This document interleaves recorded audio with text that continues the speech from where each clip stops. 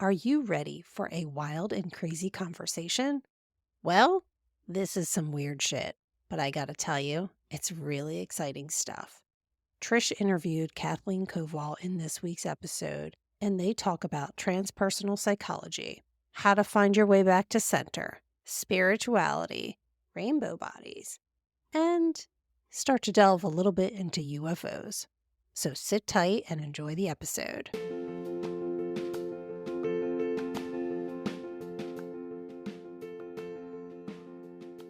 Welcome to the Wellness Empowerment Project. I'm Trish. And I'm Julie. We are two nurses exploring holistic healing and wellness practices to empower you to be the leader of your own health. Join us as we try out new things, or as we call it, weird shit, and have some fun along the way.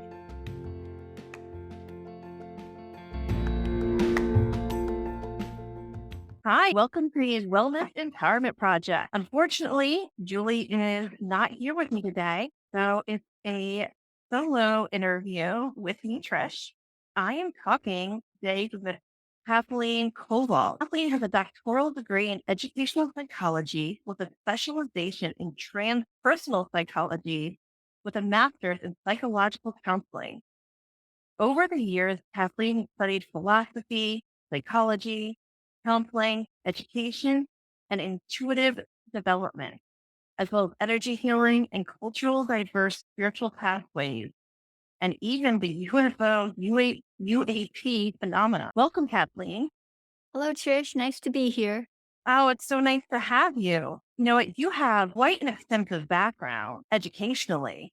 It sounds like you were starting with all these different psychology degrees, and then somehow it led you into more of this energy healing and spiritual pathways. Do you mind giving me a little bit of your origin story and what brought you on this path? But that's exactly right. I actually first loved philosophy when I went to college, and I majored in that for a couple of years. Then I realized psychology was a way that I could be philosophical and yet help people at the same time. So I eventually went to Notre Dame to get my master's in psychological counseling. I had always been, as a child, very empathic. I really felt people's energies. I knew when there was an emotional shift in the room.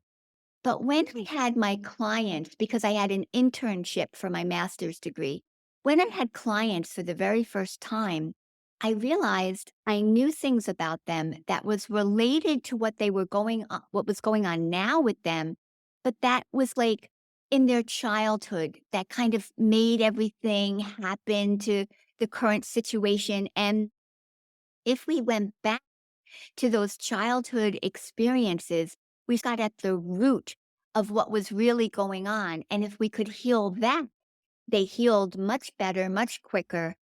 And I really brought up all these things that I didn't know how I knew them. Now, my professors were wonderful. They let me do that because I was saying, I don't know how I know this, but when they were six, I think this happened. And they said, okay, pose it as a question, bring it up. But they said, hold back a little bit because you want the client to come to that realization. You don't want to just put everything out there.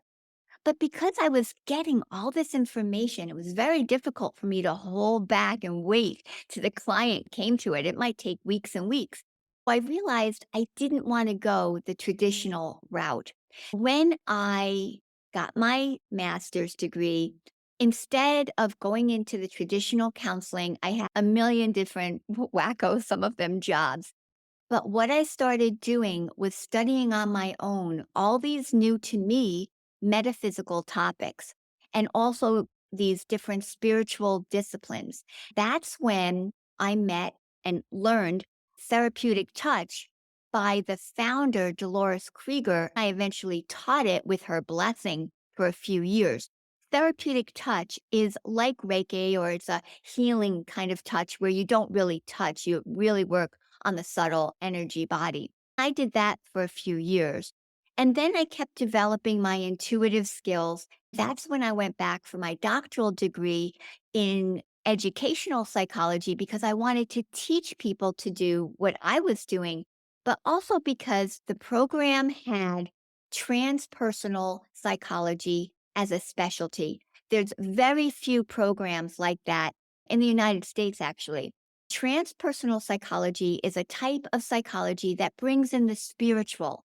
Some psychologies touch on that element, but that was it for me. It was the merger of the spiritual, the psychological, and the physical. All that is what I wanted to focus on. And now I have my own little business, and that's what I do is focus on that. Wow. What an amazing story. What I really like is that you were finding places that are in our current academic space that were helping you merge Yeah, almost like these two worlds. exactly. That's exactly right. And I love academia. I love education. I love science. That most of the, say, cognitive psychology, most of the science that I was learning didn't incorporate the things that I was learning on my own outside of the classroom. So that's what I really like to do. I like to keep on top of what's going on in science. Right now, there's a great new field, plasma science. I think that's so cool. I like to keep on top of that while still merging with traditional disciplines, traditional teachers, the ancient Indian kind of Ayurvedic kind of things. And like I said, the therapeutic touch that was just developed really in the 80s for the most part. So I like to be a bridge for those kinds of things for people. Absolutely fascinating. You're even touching on these areas in our academic world that aren't highly talked about. Mhm. This is the first time I've ever heard of the transpersonal Yeah, psychology. It's nice to see that some of these are coming a little more, I would say, for lack of a better word, mainstream. So that- absolutely. Oh, absolutely. Yes. How do you use what you have been taught with your doctorate and the master's in transpersonal psychology, along with some of these different Western modalities? I learned a bunch of theories in the transpersonal field that I use personally and with my clients almost all the time. One of my favorite theories that I've really incorporated it just completely into my own worldview is that we have sub parts to us. There's a theory called voice dialogue by Hal and Sidra Stone, and they would call it sub personalities. The idea is that life happens and we react to something. We shift off what I would call our center, which is like a new agey type of idea, but I think very true. We have a centered state and we shift our consciousness off center to an emotional reaction. Let's say we become fearful. And there's actually a great quote by the ancient Greek poet Sophocles that says, "For the man who is afraid, everything rustles." What he means by that is when you shift into an emotional state, all the memories of all the times you felt that same vibratory emotion, they are housed there. You start looking at the world through that filter of fear. And when you do that, everything can make you afraid. Or if you go into anxiety, everything can make you anxious. But similarly, if you go into the voice dialogue would say, it's almost like we also have, let's say, a political type of shift. So if you really identify with being a political party, a particular political party, and you see your world through the filter of all the things that are within that party, and you think everybody else is wrong because you can't see it from their perspective. You're in that world. It's like we have these different vibratory realms that we shift into. And when we're in it, we do not see the world as it is. We see it filtered by that vibratory rate. And that's so great to understand. It helps you become aware. Where am I now? Who am I identifying with? What part of myself? And I need to get back to my center, to who I truly am, to have the widest perspective, to have the most alignment with my soul so I can make a better decision. And it helps me expand my awareness to understand there's many ways to perceive reality. Fantastic. I find this so exciting and fascinating because a lot of the Eastern modalities talk about just this, about coming back to yourself, That's right. back to the heart center, getting to that real cause. In Kundalini Yoga, especially, we talk about our identity. We use the mantra, Sat Nam, which means I am, or truth is my identity, to get to the core of who you are, almost so we could help to drop a lot of the, I think you call them sub-persona That's that right. we A all person. have.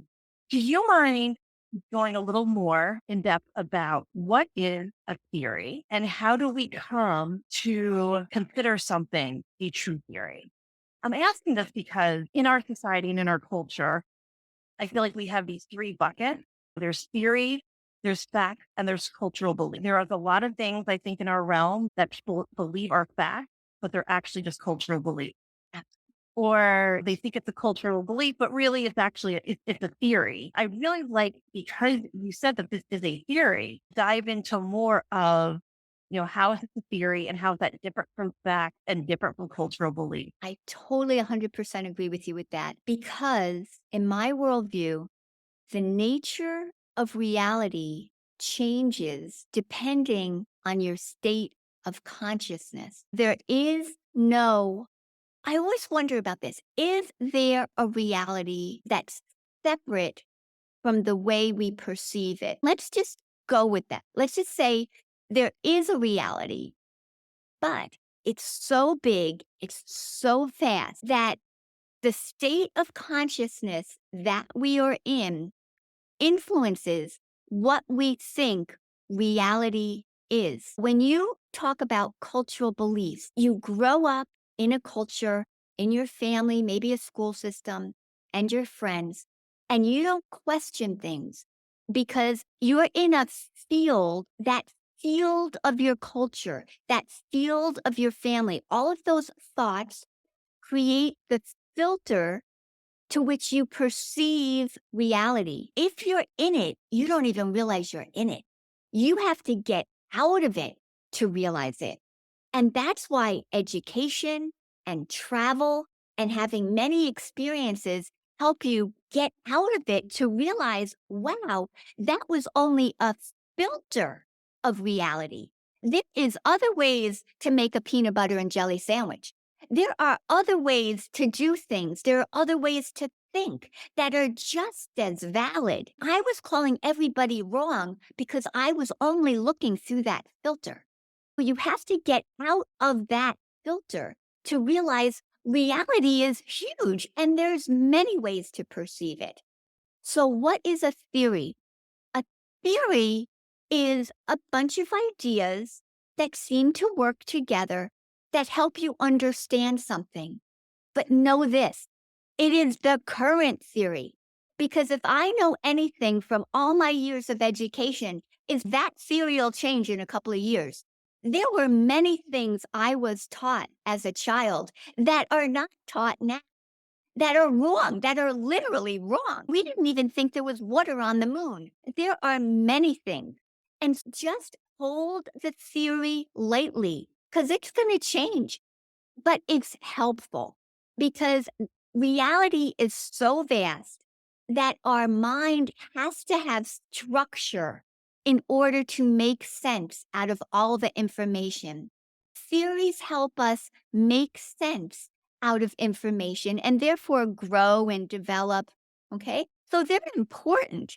And so are filters important because otherwise we would go crazy probably because there's just so much information. What helps us structure it, make sense out of it, but hold it lightly.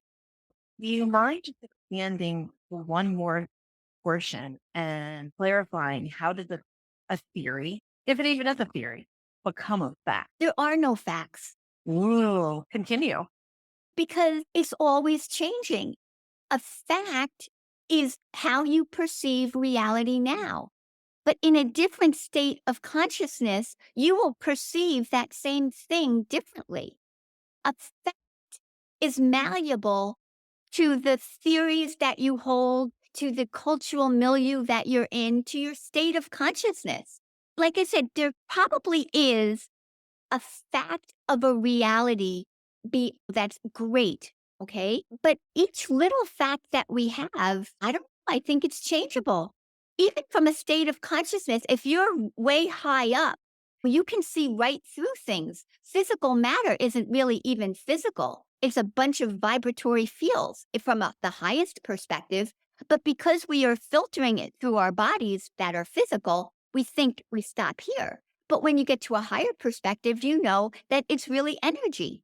So see, the facts change depending on your perspective. Okay, so let's take this from the example that you gave earlier. You mentioned that there were theories that we had that you realized were flat out wrong. And you gave the example of water on the moon. Mhm, So, how is water on the moon a theory that you said we held that is now wrong and mhm. not true? Is that now then you're saying that's technically not a fact? Who knows? It's only Mm. what we think now. See, we always think that science is giving us the new facts. Uh-uh. They're giving us the new perceptions. We're calling them facts. But 10 years from now, that's going to change. So that's why you have to hold it lightly.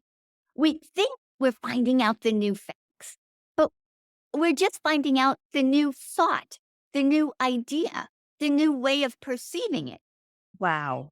I think that that is huge. And that's a whole different way for people to really navigate in the world and in our life, especially when a lot of us have tried to quote do what's right.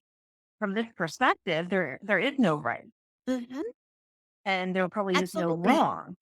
Right is, that's what I mean. There probably is a great, like a platonic idea, like an archetype.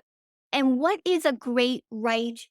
It does seem like love and unity, things like that are the great rights. Things that move you in that direction seem like that's a truth. It, from my current perspective, things that are about bringing together the all, the one. It certainly seems like that from my perspective, that you could call that a truth or a fact that exists. But I'm just talking from my perspective now, too.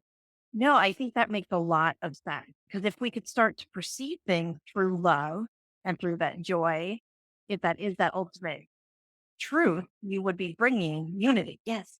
And that's what we mentioned earlier about your center. How do you know when you're in your center? For me, it's a connection about what I call the soul, or who we truly are as an individual. Ultimately, we are one and the same with the cosmic body, but we individuate in my worldview at the soul level. So when I want to be centered, I literally go to my heart center, and there seems to be some kind of connection energetically, perhaps, I'm not sure, with my soul. My soul is the aspect of me that lives when this body dies, that reincarnates in terms of has a new body, has a new body, has a new body, and all those body has experiences, so the soul evolves that way. I think our soul is the part of us that from that perspective can see it wider and is closer to unity. But still, there are many other stages of consciousness above that as well. For me to center, it's like I want to get in contact with the idea of love, compassion, gratitude, knowing that I'm one with all, because it does seem like those ideas, feelings resonate with something higher. I love that. So you also mentioned that you really look at the different cultures as well. Is there a specific culture that you feel has your own method or theory that is in line with that sub persona theory that really resonates with you maybe deeper than the other? There's two things currently that I really like. One is it's called theosophy. I didn't realize it till I had gotten older, but all the great teachers that I was studying had theosophical ideas or were theosophists, and I didn't even know it. For instance, when I studied therapeutic touch, the healing modality with Dolores Krieger, the co-founder was Dora Kunz, who was a past president of the Theosophical Society and quite the intuitive herself. She was so intuitive that she saw auras, many people do, but she saw like symbols in the auras, not just color. She was like an incredible. She could converse with the fairy realm, with the elemental realm. She was really incredible. She died a few years ago. The other thing that I really like is what's called and I can't pronounce some of these words, the Nyingma, the ancient school of Tibetan Buddhism. It's the oldest of the four schools in Tibetan Buddhism, the Nyingma tradition. And within that tradition, it talks about the formation of the rainbow body or a light body. And to me, this is one of the other most important teachings I ever found. Because why are we here? What's the purpose of life? And to be one, to get to that one centered, yes. But they would go even further.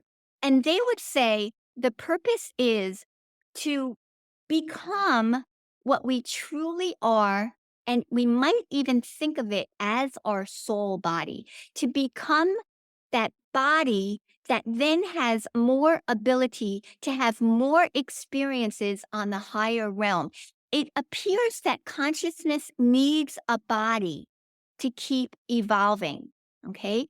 So we have this physical body, but once we can attain a light body, we can live on these higher realms and continue our evolutionary path. They have people within their culture that go through 60 plus years of training, thousands and thousands of hours of mantra and breath work and body work and building compassion. Their bodies start to vibrate differently and they get a higher and higher vibe. New agey people talk about that, but these guys really do it. Eventually, at the time of their death, after a few days, their body shrinks, disappears, and then turns into light, in which time the soul can then be attached to that body and go on into these different realms for different experiences.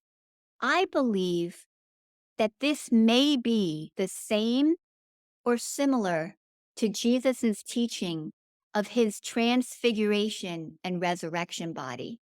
I believe that there's a lot of similarity between what Jesus was saying about getting your celestial body, your resurrected body, and what the Tibetans teach about the rainbow light body.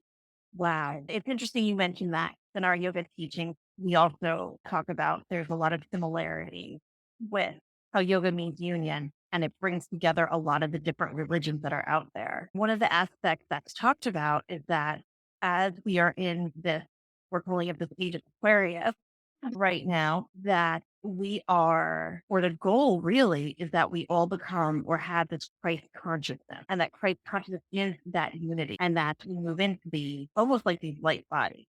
I'm curious now that we're trying to put this together.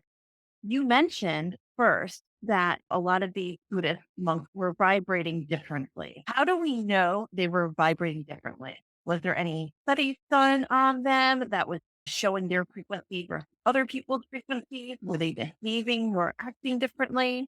I'd love to go a little more in depth than that. There's a terrific book. After I read this book is when I really started teaching about this because I was like, this is amazing. And now it's documented in a Western tradition because there are Eastern traditions that document this, but I'm less familiar with that. Father Francis V. Tizo is from New York. He's a New Yorker, and I relate to that. Now he's in Italy, and he became a priest, but his dissertation was on Milarepa, which was a Tibetan yogi. He takes expeditions to India, Nepal, Tibet. He speaks 10 languages of all those Eastern languages. He found out in the year 2000 that 2 years prior, a Tibetan monk named Kempo A. Chao had died, and 7 or 8 days later had shrunk his body down and transformed into light. His followers believe he attained his rainbow body. Father Tizo, being very familiar with that area, found out where his monastery was and went and talked to his followers and talked to the townspeople and gathered information about Kempo A. Chao and then put it together in this book. I wrote it down here, Rainbow Body and Resurrection, that he published in 2016. That is not easy reading. That is a scholarly book. So if you're interested, be prepared. It's a beautiful, intense book, but it also has all this history of the teaching and how it moved through time. And it's very intense, but very important. One of the most important books I ever read, as a matter of fact. And so Kempo A. Chao died at the age of 81 in 1998. Prior to that, eyewitnesses said that he could walk through fences. There's a clue something's different, okay? That he would exude sometimes a light about him.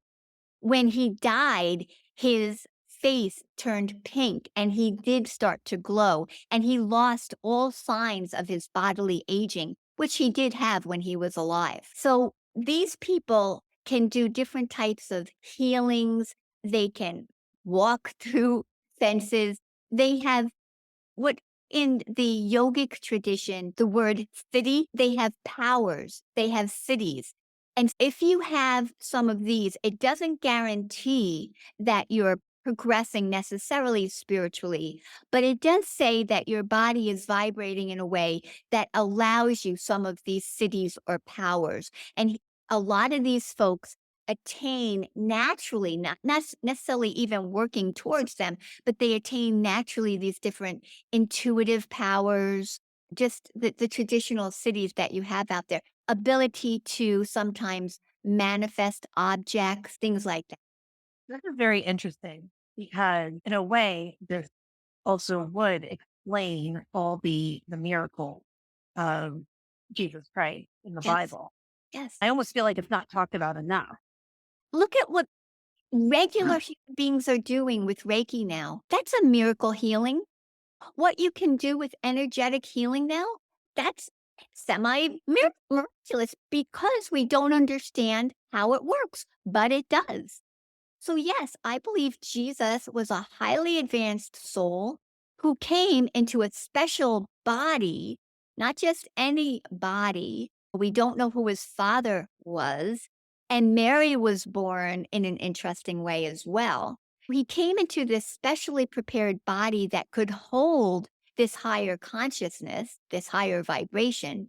And yes, he had all these powers, but I think of him as an example of what we too can attain. As a matter of fact, he told us that, Which is that Christ consciousness. which is that Christ consciousness. Wow. I love that we're putting this together right now. Actually, one of my yoga teachers talked about Milarepa. So that was, I Perfect. thought, was very interesting how it all comes together in that. When we were talking about, Had an assumpted body. hold on one second. This Okay, is my sure. question. And then I'll go Okay. back and I'm going to go back to Mary. Okay. We're talking about how we can almost become into this Christ consciousness and how we have to be energy healing that we don't necessarily know how all this works. We have theories of how it works, but we may not know exactly the fundamental pinpoint of what is going on. Do you think there's a connection between our belief and being open and almost very trusting in moving forward in these experiences, linking that to healing versus someone who still may be in that, as you mentioned earlier, that fear state or that disbelief state or that state when people are like, you know what, I'll try this. If it works, I'll believe in it. Do you think people have different outcomes depending on what state that they're in? In my experience, it seems so. It seems that if you can be open and just allow the energies to move through you, you have a better chance of better outcome. However, stuff happens to the coldest down people. Healings do happen to those folks too that jolt them awake. So it can happen even if you don't believe. You don't have to believe, because the thing about belief is funny.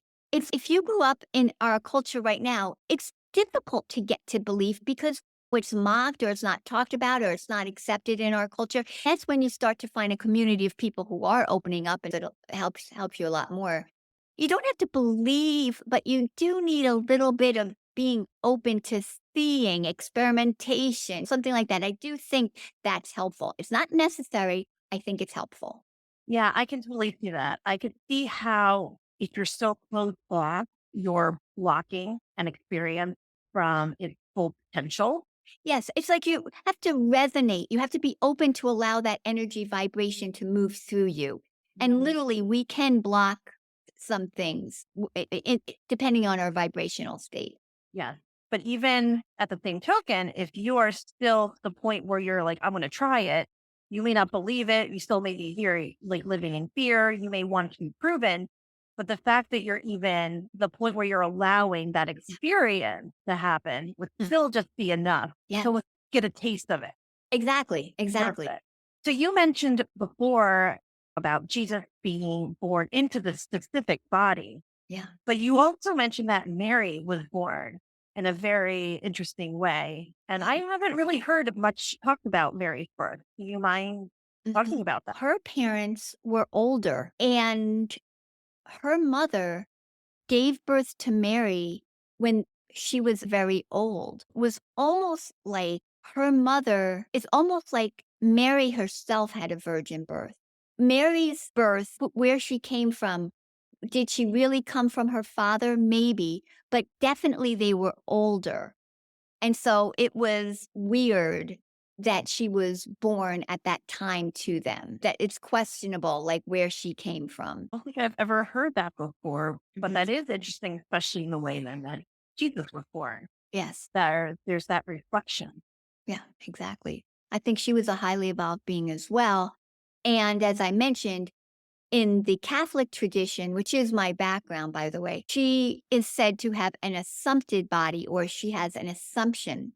That's basically a resurrection as well, but they don't give that to her. The Catholic belief is, and it's my belief, that after Mary died, she was put into a tomb. The likely place was in, if I pronounce this correctly, Ephesus, Turkey, where they believed they found her home. After Jesus died, she was moved to Ephesus, Turkey, and she died there. She was put into a tomb, and a few days later, her soul came back down and took the body with it. There's no body of Mary. There's no relic of Mary because she took her body with her. In other words, just like Jesus resurrected his body, Mary resurrected her body as well, but it's called the Assumption. Wow.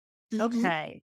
Mhm. So we're really linking some of the science that, and the theories of the science that are really supporting some of the religious beliefs and the stories, as well as Eastern medicine. Exactly. Being that everything you've done, it really links up. This has been such an amazing conversation that we decided to split everything up into 2 episodes. So stay tuned for next week's episode where Trish asks about the UFO UAP phenomenon and how this links to the spirituality and how she got involved with it. It's fascinating. We'll put all of her information into the show notes so that you can connect with Kathleen, and hope that you come back next week for part 2 of this episode. Have a great week.